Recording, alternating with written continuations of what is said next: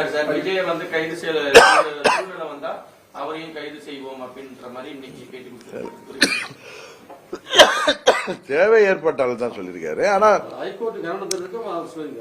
அது கூட ஹைகோர்ட் நிறைய கேள்விகள் கேட்டப்ப சொல்லியிருக்காரு. இன்னும் சொல்ல போனா இந்த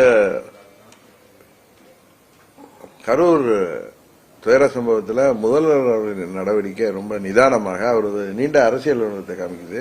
என்னதான் தன் கையில் ஆட்சி அதிகாரம் இருந்தாலும் கூட்டணி கட்சிகள் நண்பர் திருமாவளவன் போன்றவர்கள் இன்னும் பத்திரிகை துறையை சேர்ந்தவர்கள் எல்லாம்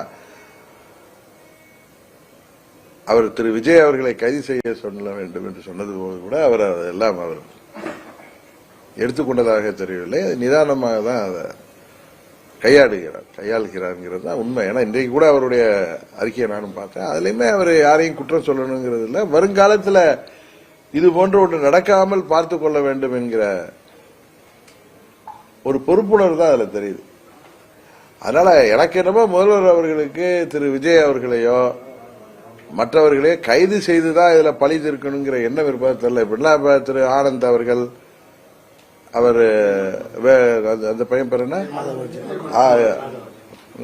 இன்னொருத்தர் அவர் கூட பெயில் நிர்மல் குமார், ஈவன் ஆதவ் அர்ஜுனா அவர் ட்விட்டர் போட்டு அவர் எடுத்தது, இதெல்லாம் அவங்களுடைய பொறுப்பற்ற தன்மையை தான் காமிக்குது. திரு ஆதவ் அர்ஜுனா இருக்கட்டும், அவங்க கோர்ட்ல அவங்க வழக்கறிஞர்கள் வாதாடி விட்டு வெளியில் பேசியது எல்லாமே உண்மையிலேயே அதை பாக்குறப்ப நிச்சயம் எப்படி உயர் நீதிமன்றம் எல்லாம் ஏத்துக்குன்னு தெரியல. ஏன்னா கொடிய மரணங்கள் நடந்திருக்கு. இதுல யாருமே பொறுப்பேற்க முடியாதுன்னா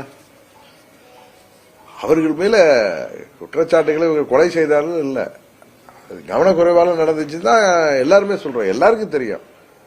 யாரோ ஒரு சிலர்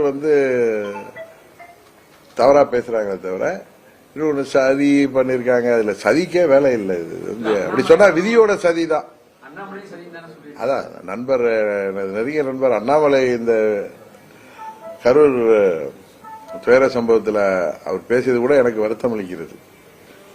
உறுதியாக அவரிடம் நான் சொல்லுவேன், நான் பேசல 2 மணி நேரம், எனக்கு கொஞ்சம் உடம்பு சரியில்லை, அதனால நான் கோல்டு சோர் த்ரோட்டு அது காஃப்லாம் இருந்ததுனால நான் அவர்கிட்ட பேச முடியல. அவரிடமே நான் சொல்லுவேன். ஆனா அவருடைய ஸ்டேச்சருக்கு இவர் இப்படிலாம் பேசுறது எனக்குமே ஒரு நண்பரா வருத்தம் அளிக்கிறது. இதுவரைக்கும் ஜோசப் விஜய் சொல்லி மத அடையாளப்படுத்தி பேசிட்டு வந்தாங்க. நம்பருக்கெல்லாம் தெரிஞ்சது அவர் விஜய் தாங்க. அவர் ஒவ்வொருத்தரும் என்ன சொல்லலாம். ஆனா அவர் தந்தையெல்லாம் எனக்கு நல்ல நண்பர், அவங்க அம்மா எல்லாம் எங்களோட வாக்கிங் மேட்டு. அதெல்லாம் அப்படியெல்லாம் விஜய் அவர்களை யாரும் மத ரீதியாக பார்த்ததாகவோ எனக்கு தெரியவில்லை. நம்மளுக்கெல்லாம் தெரிஞ்சதுதான் விஜய்.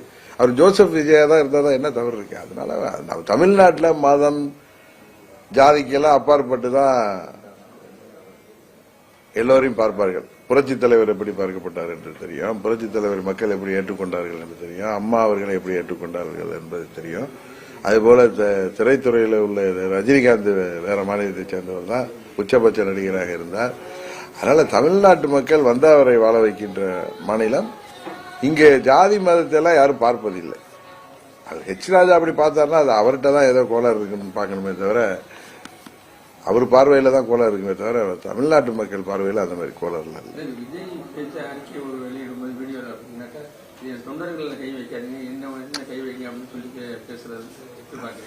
அதுதான் சொன்ன அவருடைய அனுபவமின்மையை தான் அது காமிக்கிறது தவிர மற்றபடி அது முதல்வர் பெருந்தன்மையை எடுத்துட்டு போயிட்டார். அதை பார்த்ததும் நண்பர் திருமாவளவன் எவ்வளவு அப்படியெல்லாம் பேசக்கூடியவர் இல்லை. அவரே வலியவர்களுக்கு ஒரு நீதி, எளியவர்களுக்கு ஒரு நீதியாங்கிற அளவுக்கு பேசியப்ப கூட முதல்வர்கள் அதுல ரொம்ப நிதானமாக இருந்திருக்கிறார். நிறைய பத்திரிகையாளர்கள் அவருக்கு பிரஷர் கொடுத்த போய் சரி, நீதிமன்றமே என்ன நடவடிக்கை எடுத்திருக்கீங்கன்னு கேட்டப்ப கூட அது இன்னுமே அவரு நேற்று நீதிமன்றம் கொடுத்த தீர்ப்புக்கு பிறகு உடனே போய் கைது செய்திருக்கலாம். அது மாதிரி அவர் புஷி ஆனந்தா இருக்கட்டும், நிர்மல் குமாரா இருக்கட்டும், அவங்க எங்க இருக்காங்கன்னு என்ன காவல்துறைக்கு தெரியாதா என்ன இருந்தாலும் அவங்க சுப்ரீம் கோர்ட்ல கூட போய் பெயில் எடுத்துக்கிட்டு கூட அவங்க பெருந்தன்மையாக இருப்பதாகத்தான் நமக்கு தெரியுது. பிளே ஸ்டோர் மற்றும் ஆப் ஸ்டோரில் இருந்து பாலிமர் செயலியை QR கோடு மூலம் பதிவிறக்கம் செய்யுங்கள். செய்திகளை உடனுக்குடன் பெறுங்கள்.